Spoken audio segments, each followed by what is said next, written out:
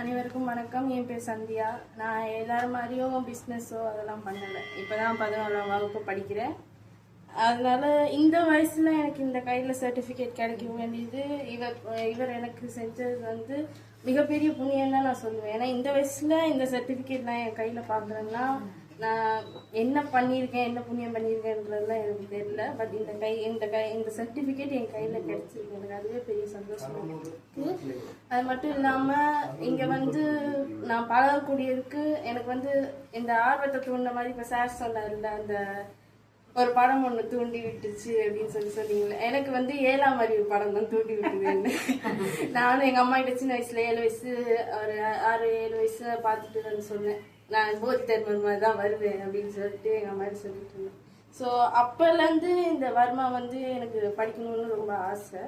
அது மட்டும் இல்லாமல் இந்த 3 நாளில் நம்ம கற்றுக்க வேண்டியது எல்லாரும் சொன்ன மாதிரி ஒரு வாரம் இழுத்து சொல்லி கொடுத்தோம்னா இன்னும் கொஞ்சம் விரிவாக எல்லாருக்கும் ஸ்லோவாக போய் எல்லாருக்கும் புரியுற மாதிரி சொல்லி கொடுத்தோம். அது மட்டும் இல்லாமல் இந்த வயசில் என்னால் கற்றுக்க முடியாது அப்படின்ற மாதிரி யாரும் இங்கே என்னை டிஸ்கரேஜ் பண்ணல.